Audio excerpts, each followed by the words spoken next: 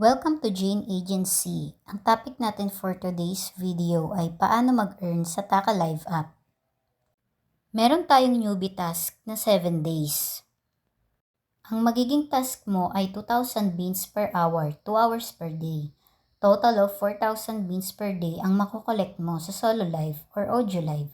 Sa loob ng 7 days, meron kang 28,000 beans reward. After 7 days, ilan na lang ang magiging task reward? 100 beans per hour, 2 hours per day. Total of 200 beans per day ang makokolekt mo sa task. Paano mag-upgrade ng task? Kapag naka-earn ka ng 30,000 beans pataas, tataas ang per hour task mo tulad nitong binilugan ko.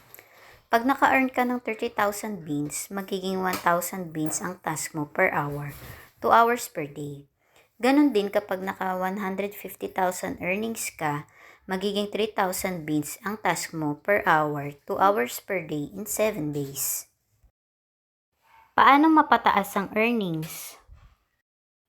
Gifts. Pwede tayo makatanggap ng gifts sa live or chat. Collect coins. Habang nagla-live ka or nagpapaoras sa live ng iba, abang-abang ka lagi ng lucky bag. I-open agad pagtapos magbilang ng oras. Pwede tayo makatanggap ng coins kagaya nito. Nakakuha ako ng 319 coins. Minsan naman ay ubos na ang laman. Trade. Halimbawa, meron akong 80 coins at meron ka din 80 coins. Magpapalitan tayo ng gifts para maging beans ang ating coins. Sasendan mo ako ng gift na halagang 80 coins.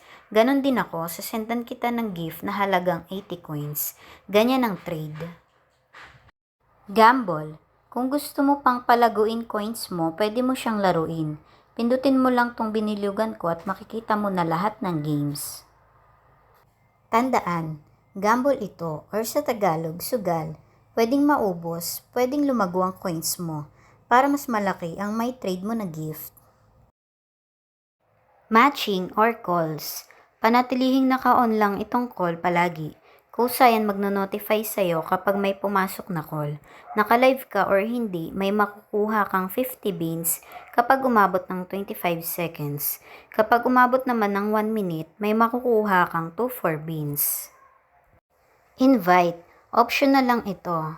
Pwede mo ipagamit yung link mo sa kanila kapag magda-download sila. Meaning, pwede kang mag-invite. Pwede din hindi ka mag-invite. May makukuha kang beans reward kapag nag-live ang invite mo ng 3 hours pataas.